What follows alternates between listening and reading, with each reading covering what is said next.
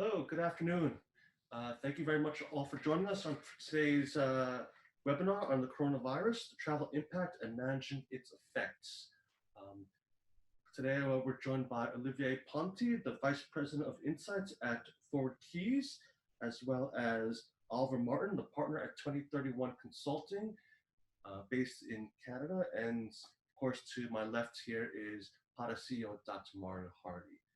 We will now turn this over to Olivier to give us a short presentation about the current situation uh, with, with the coronavirus. So I will now hand this over to Olivier.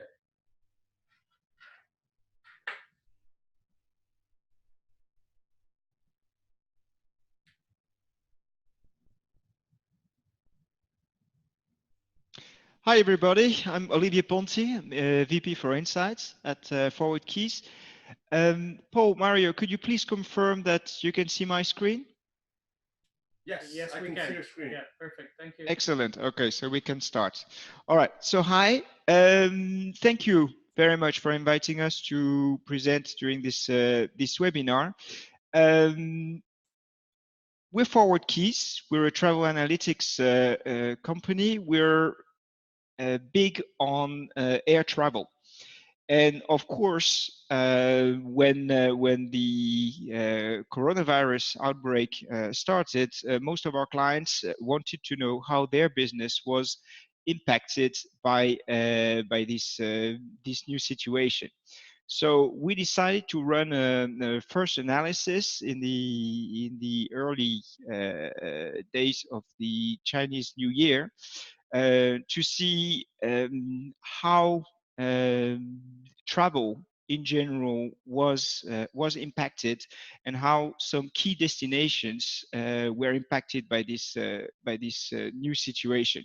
This is what we're going to present in the coming 15 minutes, the results of this early impact analysis.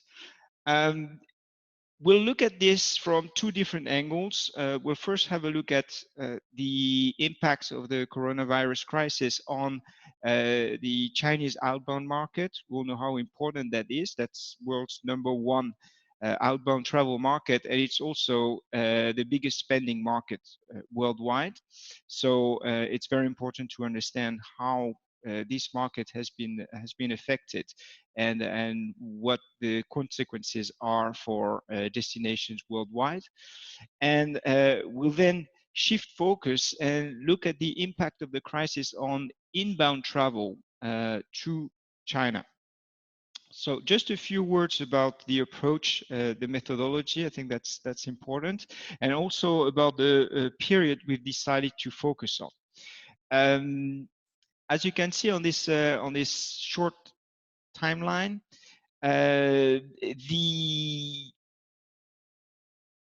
media coverage of the crisis started being big from the 19th of January. We had the first cases in December, with the first death in January, but it's really on the 11th of January. But it's really, I would say, from the moment that the BBC started to put this big in the news, and this was taken over by a number of other major medias, that that the outbreak got worldwide coverage. And in the days following, we had a number of travel restrictions being put in place. We had the city of Wuhan being locked down. We had a number of attractions and tourism sites being shut, and all of a sudden, China was facing a major crisis, and tourism worldwide was being impacted by a dwindling Chinese market. Chinese New Year, it's a key moment for the travel industry, and it is, as you all know, an event which is not taking place at the same dates from one year to the other. So that makes the analysis a little bit tricky. So what we've decided to do when analyzing the impact of the coronavirus on the Chinese New Year period is really to look at Chinese New Year period in 2020, and to compare this with the Chinese New Year period in 2019, so that we would try to compare apples with apples. So concretely, for us, the Chinese New Year period, it's from the 10th of January to the 6th of February, because we know that there's a lot of travel going on in the fortnight prior to the start of the Chinese New Year Golden Week. So we're not looking only at the exact dates of the Chinese New Year Golden Week. We're taking a few weeks before and a week after that. So that's the main focus of the study that I'm going to present, this Chinese New Year period. And we decided to analyze the situation as it was as of 19th of January, so prior to the big media coverage and the start of travel restrictions. And then we looked at the same period, so again, the Chinese New Year period, but a little bit later, looking at air bookings as of the 26th of January, so that we could identify a change in trends and travel patterns if there was one. And there was one for sure. We can see it here on this slide, which is showing us first the booking situation for Chinese New Year prior to the travel restrictions being put in place. That's what you see in blue on this chart.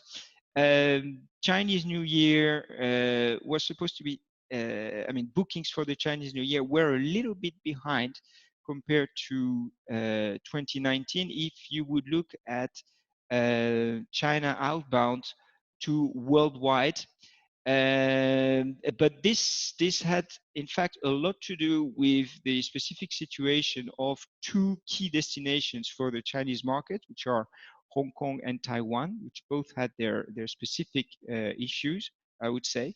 If you would remove Hong Kong and Taiwan from the picture, the Chinese New Year period looked very promising, with a 7.3% increase in bookings compared to 2019.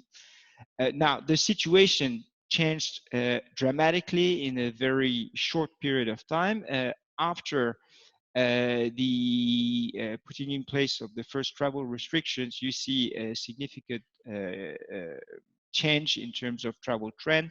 So we switched from plus 7.3% increase to minus 6.8%, again, when excluding Hong Kong and Taiwan. And if we would take those two destinations into account, we would be looking at a decrease of almost 14%. Now, Asia Pacific, which represents around 3/3 of all bookings from China to worldwide, is the most impacted for two reasons. First of all, we know that Chinese travelers tend to book last minute, so a lot of trips to the Asia Pacific region would have been booked last minute, and because of the coronavirus outbreak, those bookings just didn't materialize.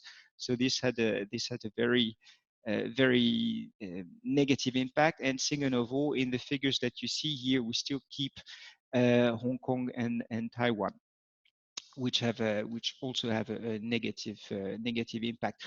Pretty much all regions are down except for Europe, which is resisting a little bit better than the rest. You see that the destination still takes a significant hit. We were at plus 10.5% prior to the travel restrictions, and as of 26th of January, bookings were up by a mere 0.5%. So a significant slowdown, but still slightly on the plus side. This comes from the fact that a lot of those Chinese travelers going to Europe had booked a bit more in advance. and actually managed to reach those destinations, as we will see in a minute. The Americas are significantly down, and they were expected to be behind in terms of bookings, but from the moment that the travel restrictions were put in place, the situation deteriorated quite significantly. Let's have a look at this into more details by looking at bookings per day. And what you can see on this slide is, hang on, I'm experiencing a small technical issue. Yeah, everything is back in order. Sorry about that. What you can see on this slide is, you can see three things. In gray, you can see departures, arrivals from China to worldwide regions for 2019. So that's the final picture. You can see the arrivals per day. Then in blue, you can see the booking situation as of 19th of January, and in red, you can see the booking situation as of 26th of January. What appears quite clearly on this slide is that the peak in Chinese arrivals just prior to the start of the Golden Week period actually materialized. So most people managed to leave China prior to the travel restrictions being put in place.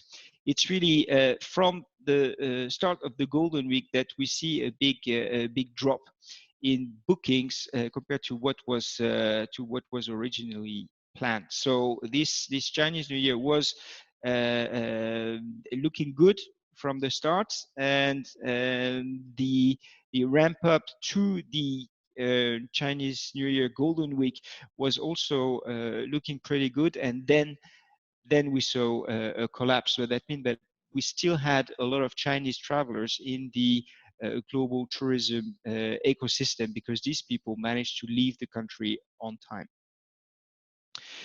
Who's most impacted by this change in travel trends? Well, group travelers, that's obvious. They were also the first hit by the travel restrictions, but as we can see, FIT air passengers are also significantly behind in terms of bookings. Looking at destinations, all key destinations in worldwide are behind in terms of bookings. We see a significant trend shift in the before and after situation. All key destinations are behind, except for Japan, which is still in the early phase of the crisis, registering a positive figure. But as you can see, bookings which were expected to be 30.6% above 2019 levels have been reduced to a mere 18% increase, and the situation keeps deteriorating. Now, if we look at travel corridors and focus on the key source markets within China, we see that all tier 1 cities have been severely impacted by the crisis. Bookings for Shanghai are more than 14% behind after the travel restrictions being put in place. Beijing almost 18% behind, and Guangzhou 6% behind. So all the major travel corridors have been impacted, and not only Wuhan. Now let's change the perspective now and look at the situations for China inbound. Of course, China has been identified worldwide as the epicenter of the crisis. So what does that mean for the destination in terms of travel flows? Again, we see a very clear impact of the coronavirus outbreak. Again, from the moment that travel restrictions are being put in place and that there is strong media coverage of the situation. International arrivals in China during the Chinese New Year period were 4.5% ahead prior to travel restrictions being put in place, and this positive trend changes completely after the travel restrictions, with a 7.2% decrease in terms of bookings. So we really switch from healthy growth to a worrying situation. And as we can see on the map, all key source markets for China are being impacted. We switch everywhere from slightly positive or clearly positive booking situation to a clearly negative one. Asia Pacific +6% prior to travel restrictions, and -6% after the travel restrictions being put in place. Europe, a slight +1%, turns into a -7.1%, and for the Americas we had a slight 0.4%, and this has been changed into -13.4%. So a very significant shift in terms of travel trends here for China as a destination. Looking at the situation into more details, looking at daily international arrivals in China, we see in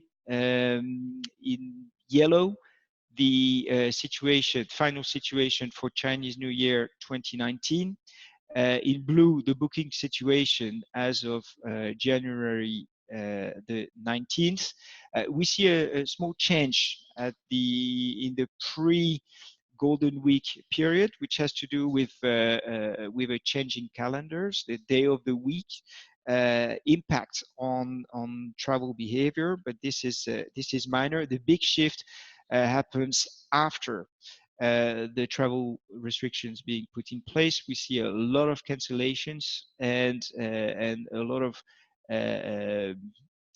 bookings disappearing from the whole picture during the Golden Week period. Again, you can see clearly on this chart, looking at the orange line, that's the booking situation as of January 26. There's a clear booking shortfall. That's pretty much it. That's what I wanted to share with you at this stage.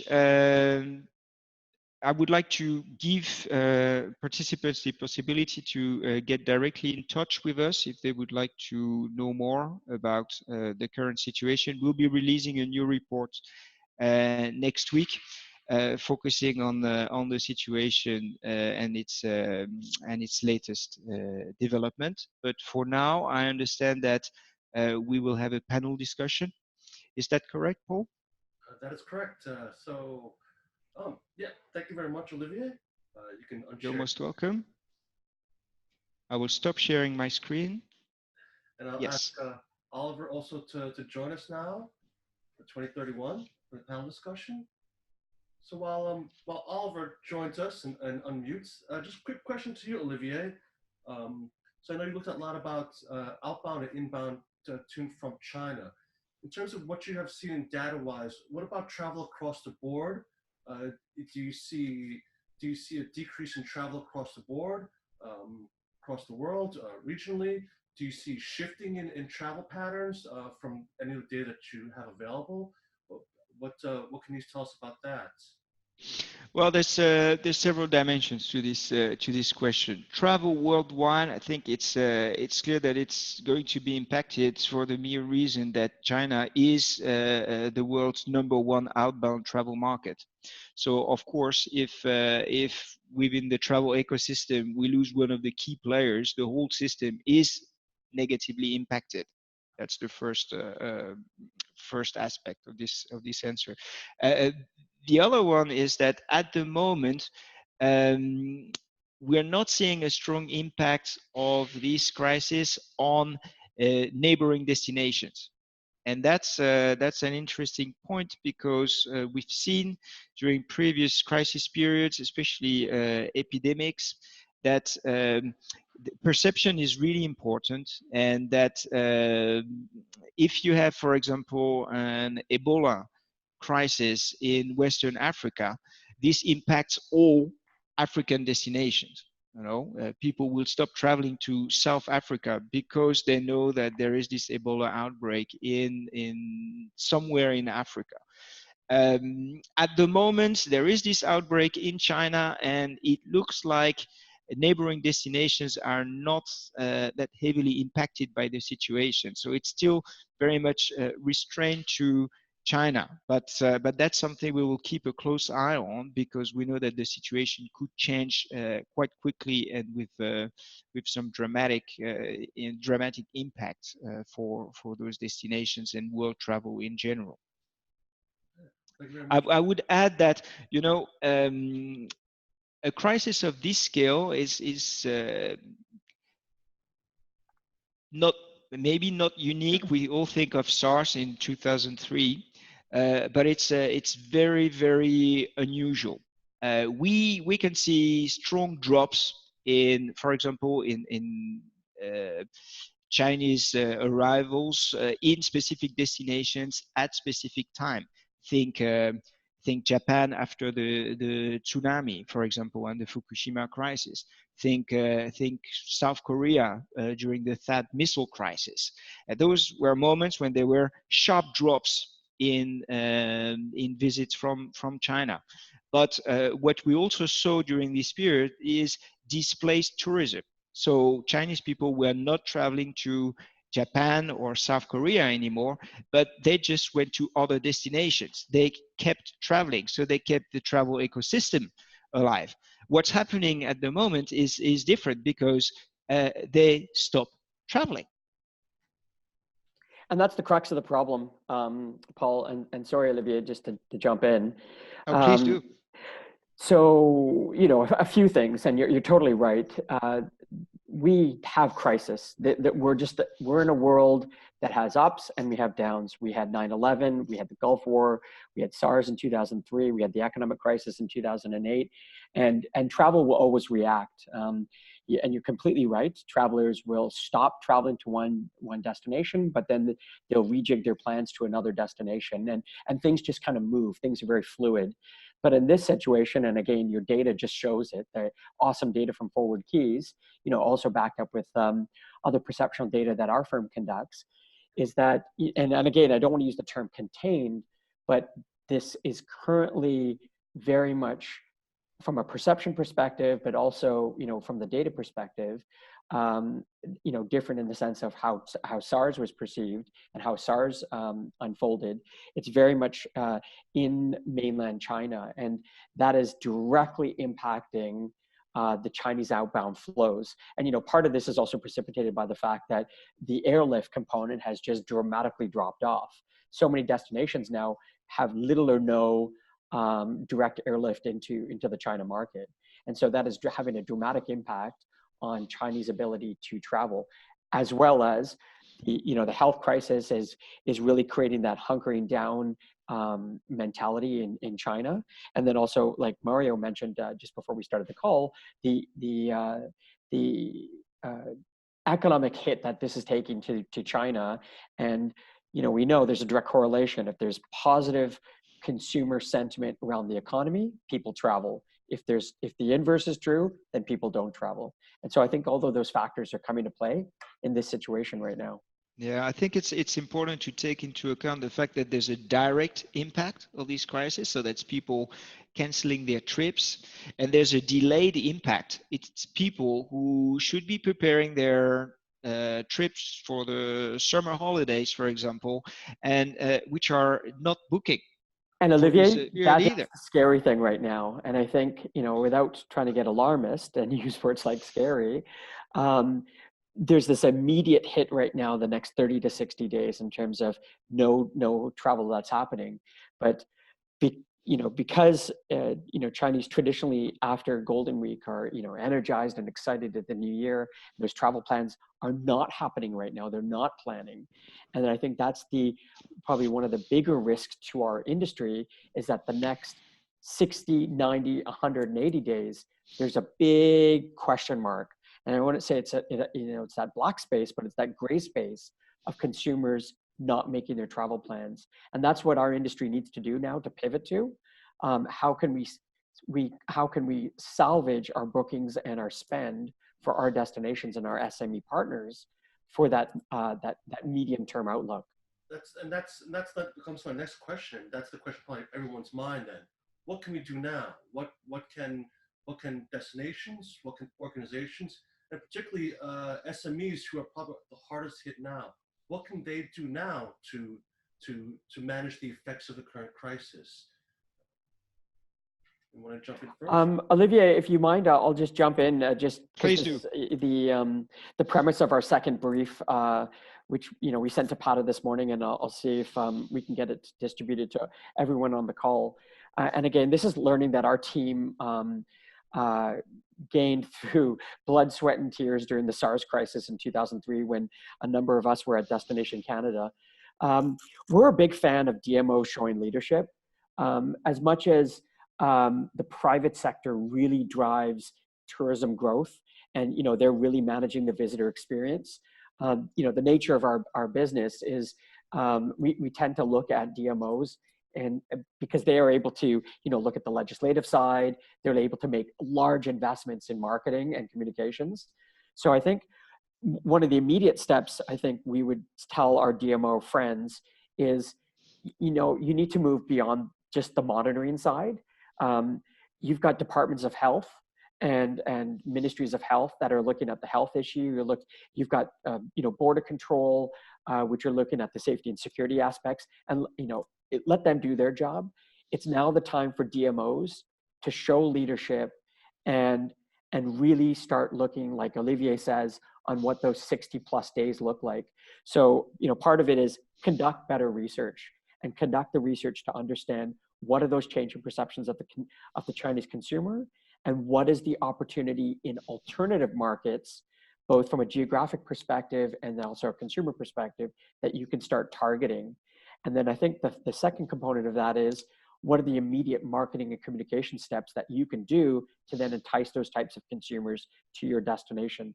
So don't give up on the China market, because China is very resilient and it will come back. But in the immediate 60 to 90 and 180 days, we need to start looking at our domestic markets and our near-in markets that can have the potential to travel to our destinations. And that is really a role for the DMOs to look at. Yeah, exactly. Absolutely. At ForwardKeys, we monitor a lot of crisis situations, from economic crisis to terror attacks, natural disasters, etc. And each time we look at a crisis, we see that its impact is very different on one source market compared to another. There's always some markets showing more resilience. It's not the same each time. Each time you need to analyze the specific situation and see where the chances are. We had the experience really not long ago with the Bahamas, for example, which had been very seriously impacted by Hurricane Dorian. You think, all right, this natural disaster is impacting on all source markets for the Bahamas, but that's not the case.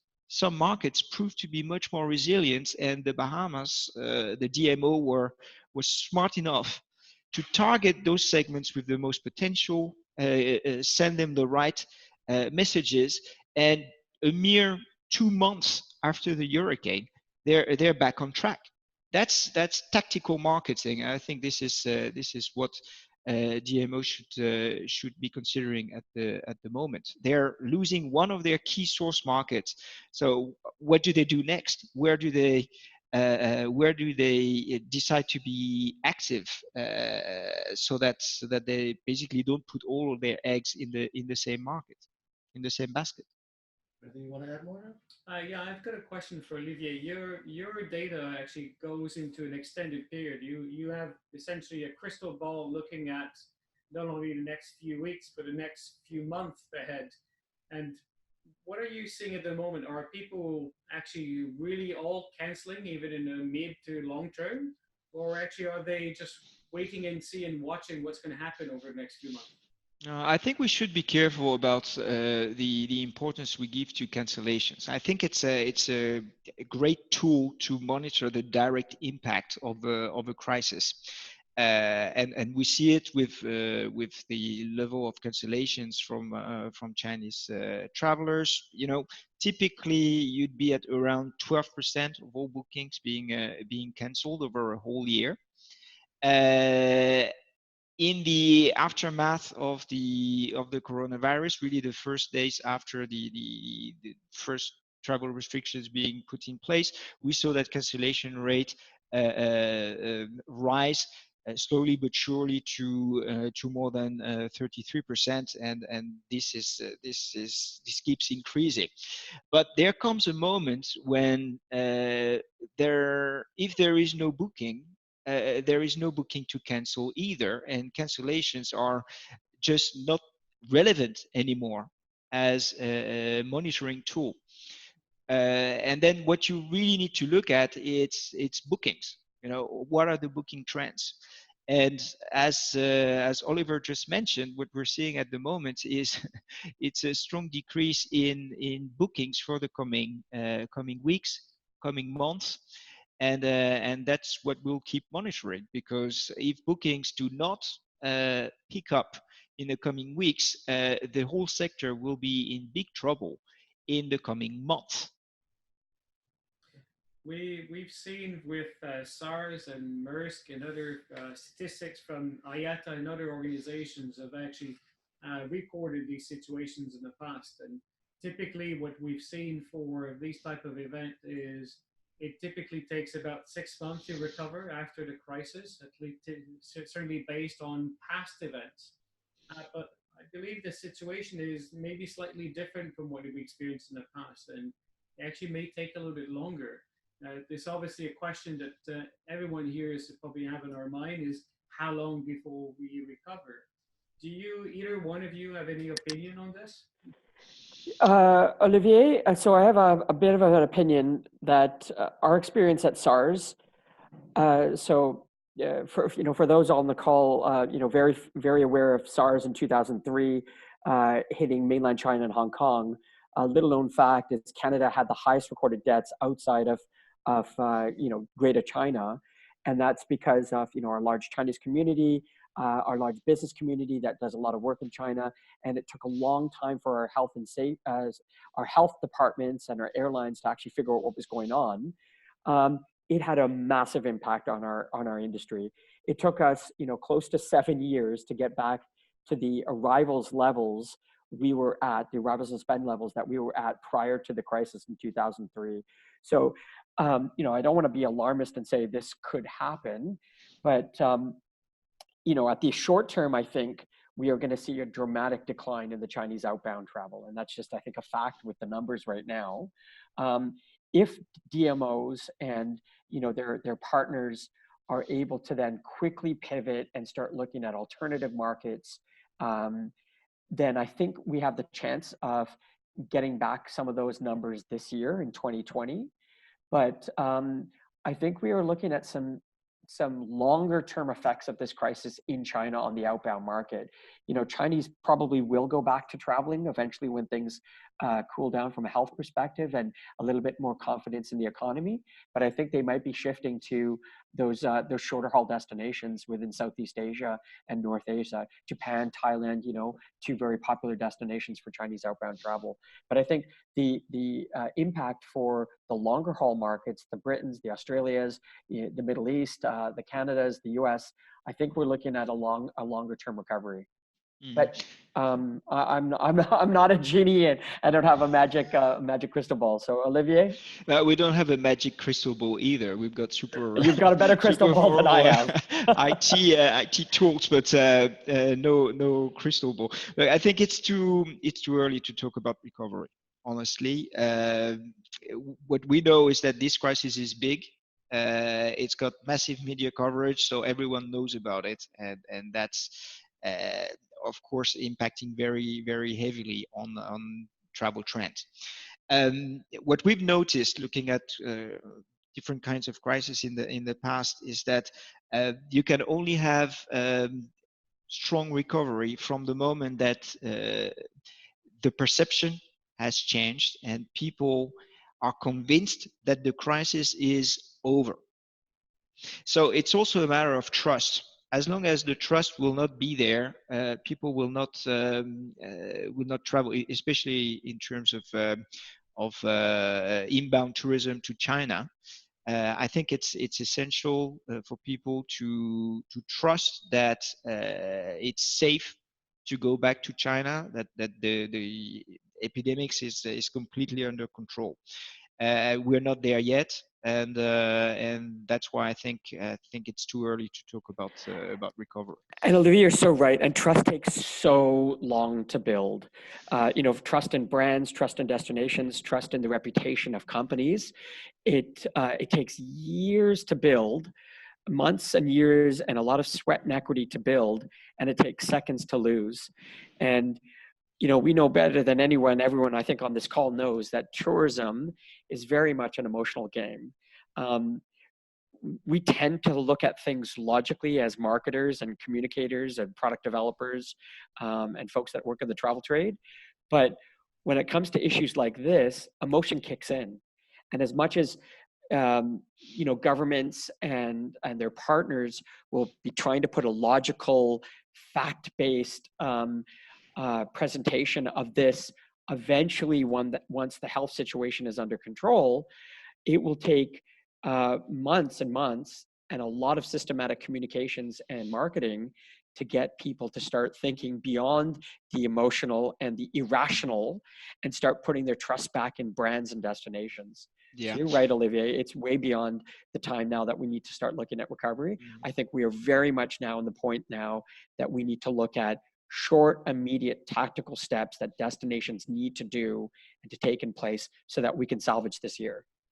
On the positive side, we're also seeing that that people are including more and more the in their travel plans. They understand that anything can happen anywhere, and that if there's there's been a crisis somewhere, they tend to forget, maybe a bit quicker now than in the past. They get used to terror attacks and natural disasters and all You're of so this. right, Olivier. We have short-term memory in this game. Exactly. So I think people are getting used to those crisis situations, and from the moment that they have the impression that the crisis is over, they will start traveling again. The question is, where will they be traveling to? And that's a critical question for DMOs. How do you make sure that once travel picks up again, you're top of the list? But Paul asked a pretty good question, just going back about 10 minutes. Some of the steps that organizations, tourism businesses, and DMOs need to take. We're coming up to ITB. ITB is a little less than a month away, and one of the largest gatherings of our industry with a huge concentration of buyers. As much as us that are sitting on the marketing edge of this and want to speak directly to consumers, through digital and social means, our industry, unlike a lot of other industries, benefits from this whole major sales channel, and that's the travel trade. And they have a huge opportunity here to play in our ability as destinations to pivot quickly. If I were destinations in Southeast Asia, the Pacific Rim, I would really be looking at ITB as not the same old, but as an opportunity to seriously look at alternative travel trade that you might kind of have meetings with to see what kind of bookings we can resurrect in 60 to 90 days out. So ITB is an awesome opportunity for us. And that's a month away. And then obviously there's the PATA Travel Mart in September, which has a huge component of Asia Pacific buyers. And again, don't think of these travel trade shows as the just same old business. And I did it last year and I did it 5 years ago and I'm going to do the same thing. No, start looking at these platforms of an opportunity to restructure your 2020 travel and your strategy, and how can they have an opportunity to play into that mix. Well, we've got some time here to take some questions. So I just want to jump right in there. We've got a couple questions here. The first one is, do you think these figures would be greatly impacted, the figures that Olivier presented, would be greatly impacted after February 1st, after Australia implemented a ban on all foreigners passing through mainland China? I guess a lot of countries have actually started banning flights from China. Some countries may be banning citizens from China. So how is it? How much is this going to be impacted in some of the data that we'll see? Well, what we've learned from previous travel bans is that travel bans work for deterring people from traveling. I don't know if that works from a public health perspective, but it's very efficient to stop people from traveling. So yes, there will be an impact of those travel bans, and people will travel less. That's obvious. Yeah, we've seen the same thing also from travel advisories, which actually come from the external affairs and different departments within the governments when they're issued on different situations. You see a drop in travel at that particular time. People just go somewhere else in that case. Mm-hmm. Yeah. Basically, talking about travel bans here, the same question here is there any data that shows which countries stopped accepting Chinese tourists? If any guys know any sort of one place where it would have all information of the countries that have stopped all Chinese travelers from coming in? No? I can't think of one top of my mind. Right. But I'm sure it's there somewhere.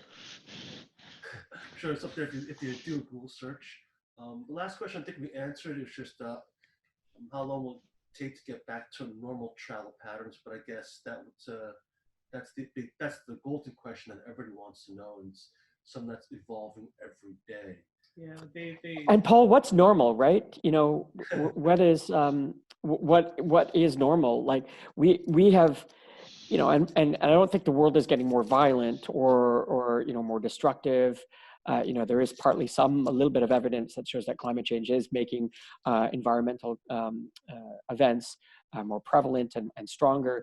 But generally speaking, you know, we tend to have these ups and we have to have these troughs in our industry, and we're an awesome industry. Like, we're very resilient. We can go from crisis to crisis, but we still continue to grow.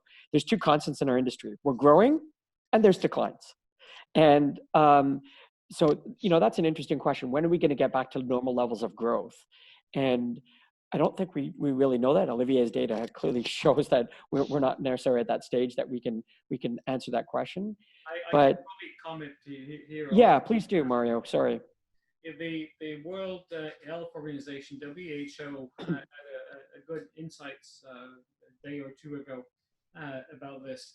And essentially what they've said in any pandemics, there's always a peak.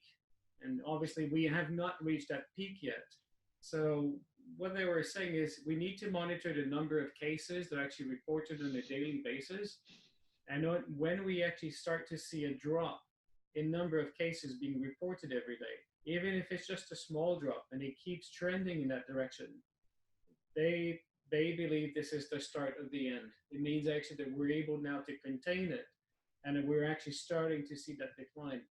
Once we reach that tipping point, I think we'll have a better understanding of how long it will actually take for us to actually get to a point where of normalcy in terms of traveling. The other aspect which I thought was really interesting, and earlier this week we conducted another webinar on our 5-year forecast. And in speaking with Professor Kodolsky and Hong Kong for the EU, who helps us put this forecast together, I thought it was really interesting to look, when you look at it over several decades in the past of similar situations or other instances, that when the recovery comes, not only the numbers actually start growing, or the growth is, I mean, it goes back to normal, but somehow actually grows even faster and bigger than what we had before. And I don't exactly know the reason for this, but I actually think it's a very interesting point. We have another question here.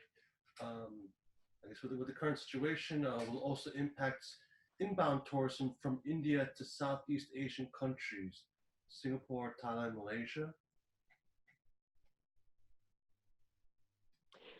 So, Paul, we're actually advising a number of our clients to, not give up on the China market, but right now, given the declines, to maybe even look at the India market. A number of our destinations that have cut their travel, their flights, their direct air links into China, there is an opportunity that they can start looking at the India market because the airlift is still there. And, India is a very, very powerful market. They spend well, they travel, they like Southeast Asia. So this is very much an opportunity for the Southeast Asian countries. And it's also an opportunity for destinations further afield, like, Australia and Canada, that traditionally have put more efforts and money into China. It's one of those opportunities that they can start maybe pivoting to India. I mean, what are the markets then do you think something you can target just off the bat? I know you'd have to probably look at some data, but any other markets out there that you think have potential to help ease sort of the current situation? Yeah, so in times like crisis like this, an awesome market is your domestic market. And, while it's not new foreign exchange you're bringing into the country, these travelers from a domestic market tend to go outbound as well. And so it's an opportunity to have a positive increase on your balance of payments. So the domestic market for these countries is probably an immediate market you can start looking at. Very enticed for 1+ night stays. They can fill hotels on weekends when business travelers aren't necessarily there, and great opportunity to get them to travel and disperse within the destination because of festivals and events. And then, alternative markets, like for maybe the Middle Eastern countries, again, it goes back to India and the power of the European markets, because they will travel to the Middle East and they will travel to Southeast Asia. Mm-hmm. I'd like to add that it's always smart to think in terms of close-by markets when you're in a crisis situation. So domestic market for sure, close-by market. Why that? Simply because they know your destination better. So Exactly. they have a better perception of how the crisis is impacting your destination. You can put different aspects of your destination forward. You usually have more bigger diversity of products to propose to those close by source markets, and you can be much more targeted in terms of marketing.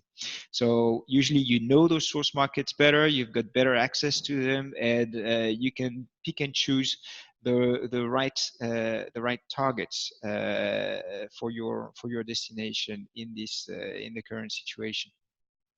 I guess if somebody here says that even Indians are worried to travel to Southeast Asia countries, as they have a lot of Chinese population, virus cases as well.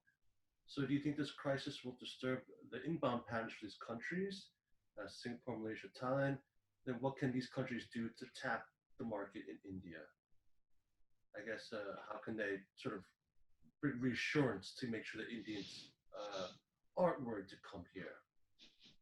So maybe just a few things, Paul. So, just to be 100% clear, this is not a Chinese virus, right? This is a virus that knows no bounds, regardless of ethnicity. And it just so happens that the concentration right now happens to be in China. So, all populations, regardless, are at risk if they're exposed to the viral origins of this. So, just because a destination has a higher concentration of one ethnicity doesn't mean it's more susceptible to the disease. So I think that's probably the first misconception that I think whoever asked the question should probably look at. Indians are, again, no different from a lot of other traveling populations. They're still interested in the root reasons why they're traveling is, the getaway, spend time with their family, and to experience other cultures and their adventure products. So I think India is, again, still a prime audience because there's excellent air links, regardless of the media that's going on and what's been happening about the Indian economy. Indians still have a lot of disposable income, and they're still very much interested in traveling. I think if I were a Southeast Asian destination, immediately I would put in place packages and itineraries, talk to the travel trade, talk to commissionable travel agents that are interested in commissions, and try to entice them to your destination. I think it's difficult to have a one answer that one size fits all answer to this. I mean, India is, of course, because of its sheer size, it's of course a good candidate for a place where you would want to increase your marketing activities at the moment. But I think what's really needed, if you're a destination, is to see exactly how you're impacted at the moment, how each source market is reacting, having a close monitoring of the booking situation, of what's being said about your destination on social medias, for example, and then have a very focused marketing strategy. Be tactical in your approach. Maybe dare to think out of the box, completely review the plans that you had for the year, throw them in the bin, and start anew based on the current situation. With good Try to see factual where data. exactly. Try to see where the chances are, and those chances, they are specific to your destination. Yeah, exactly. And then Olivier, I understand there's a lot of SMEs on the call, and research is just expensive, right? But there's great organizations out there that have research that are plugged into DMOs. TripAdvisor being one of them. Obviously, ForwardKeys, the larger market research firms like Ipsos, our firm, for instance, Dragon Trail. The point is, DMOs need to make those outreaches. They need to contact these organizations, and they need to say, we need factual evidence right now in order to, like you said, Olivier, rejig our marketing strategies or communication strategies. But you can only do that through good data. And again, time is short. And so contact those experts that can actually do this, so that these DMOs can then start quickly pivoting in the next 10 to 20 days. Because there are DMOs that will already do this. There are DMOs that understand that China right now is a no-go. So where can we start putting our dollars to try and entice those travelers to come to our destinations? So I got some other questions here. This goes back to Olivier's slides.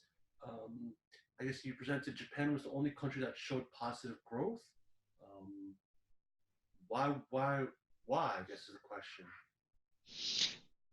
Well, first of all, it's the key destination for Chinese visitors worldwide. So it's a destination that Chinese people know of. They're familiar with it, and Japan has been very successful in profiling the destination, marketing the destination on the Chinese market for quite some time now. So Japan is a strong destination.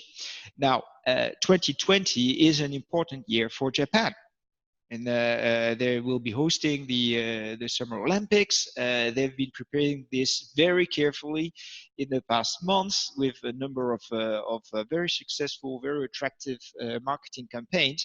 So these campaigns have already started to leverage more bookings to the destination. That's why bookings were up. Connectivity has also improved between the two destinations. So I think it's not surprising that Japan was looking so good for the Chinese New Year period, and they've proved to be more resilient as well than most other destinations in the region. And I think it's got a lot to do with just how strongly the destination had managed to profile itself on the Chinese market. Hey, Paul, there's I'm looking at the webinar chat, and there's a great comment here by Sarah Matthews from TripAdvisor.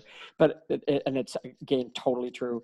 Thailand, Vietnam, Indonesia, and Malaysia, while they're relatively small, volume size outbound markets, they're still great markets to travel. There's excellent air links in Southeast Asia. They have high discretionary spending. And they're interested in traveling within Asia Pacific, Middle East. So again, this is a very good type of markets to go after if you're looking to shore up versus the China outbound market and the decline. Well, I mean, just want to point out one thing. Somebody had posted this before. I guess we were talking about up-to-date information on which countries have travel bans. Ralph here had mentioned that South China Morning Post has a comprehensive information on the corona crisis and sends several updates every day, which countries have travel bans, airline routes and daily updates, flight cancellations, and changes in flight schedules to and from China. Well, I guess we don't have any more questions here, so if anyone wants any more questions, please do send them through. But I will ask, I guess, all our panelists if there's one thing, one thing that people should really be aware of, should take away from this. What is your final thoughts and advice for our listeners here today? I guess I'll start with Olivier. Yeah, well, I think for me the key takeaways is that when you have a crisis like this one, you always start by looking at the negative side of it, of course, because your business is impacted and it's disruptive. It's disruptive, and it's worrying as well. You don't know where to go.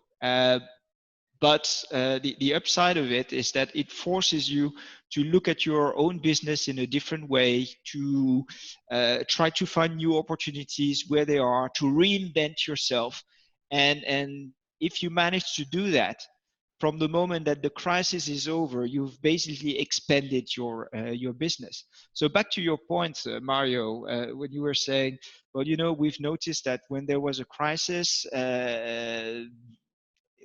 when recovery came, usually it was not just about going back to pre-crisis levels. It was usually going beyond those pre-crisis levels. I think it's got a lot to do with the process I've just described. If you survive these crises, it means that you found in yourself new ways of moving forward, that you've covered new grounds, unlocked new opportunities. And when your normal business comes back, you can go beyond where you were before the crisis hit. Olivier, and that's exactly true for us at Destination Canada. We were in the business of same old, moose, mounties, and mountains. That's how we sold Canada before 2003. 2003 was a massive hit to our industry. Post that crisis, we developed our EQ segmentation strategy. We developed our signature experiences strategy. We focused on the business of dispersal and getting people beyond Banff and traditional gateways. And so it really forced us to do things differently, and it had a positive net impact on our industry, which is paying dividends now. I think my thought that I want to leave, and again, I know there's a lot of SMEs on the phone, but we traditionally work mostly with the DMOs and the NTOs. This is a time where DMOs and NTOs need to step up and show leadership for their industry. It's no longer a time for us to do the exact same thing at ITB or Prada Travel Mart or WTM later this year. DMOs need to show leadership for their industry because your SMEs are looking to you to either conduct that research that Olivier is saying, make those tactical changes to your strategy, and to really start thinking how we can recover this year and then beyond. We've been very fortunate that the China market has been growing, but at the same point too, we've become so reliant on the Chinese outbound market to the expense of not doing things differently or innovatively or balancing our markets that we look at. And, to Sarah's point here, we need to start balancing our portfolio of geographic markets so that we are not beholden to these crises and the negative impact that it can have. So balance is really important. And to Olivier's point is we need to start really thinking outside of the box. And this is the challenge now for the DMOs to do. I've got two points I'd like to bring. One, which we've already addressed a few times already, but I'd like to point it out to remind everyone. This is something that we at PATA and across the industry, other organizations have been advocating now for several years. I think this situation, sadly, also actually proved that point. It is critical for destinations to have a balanced source market, to not solely rely or majority rely on one source market, but have a balanced portfolio and look at other destinations in terms of source for the future, I think is really critical. So now I think is hopefully a wake-up call for many destinations to pay more attention to this area. It doesn't matter if it's a focus or in China or Russia or another market, but having more balanced source markets is critical. The second thing which we haven't really talked about, and nobody really talks about it that much, is the importance also that China is, for many destinations, is critical and will be critical after this situation also at the recovery point. And I think what we need to do also as an industry is pay attention to our suppliers also from China, to the businesses in China who are actually supplying to us, and provide some assistance to them and guidance and assist them in that crisis. They're the one who actually suffer the most. Economically, they will suffer very much. Also, of course, the health and etc. And we should also extend a hand of support to our Chinese partners and businesses in this time of crisis. For businesses who trade with China, to support them either with refund, if it's possible, a letter of credit for future bookings, or any type of other support to make sure we maintain these very important relationship on the longer term. Well, I think that's answered great points for everyone, and I think that's all of our questions here. I'd like to thank Olivier for joining us, and with the presentation as well, Oliver as well for your insights, and of course Dr. Hardy. I'd like to thank you all for joining us for today's webinar. We had a great turnout. I just want to leave you one last thing. Just remember, guys, to please stay calm, be vigilant. Make sure to wash your hands, wear face masks when traveling, and the most important thing is to make sure to rely on reliable information, accurate information. Go to the World Health Organization, the government's travel advisory boards, websites. Be careful of false news, false information. Don't rely on your social media, Facebook, TikTok, or whatever to get your news. And make a real assessment. Be smart and help out the industry when you can. And I'll leave you all with that. Thank you all very much for joining us. And for all of you, we will have the video in just a few days, so you'll be able to rewatch this and maybe share it with your colleagues and friends who weren't able to join us. Thank you very much, Olivier. Thank you very much, Oliver. And thank you very much, everybody. Thank you. Thanks, everyone, and have a good day. Thank you. Thank you. Have a good day. Bye-bye. Bye.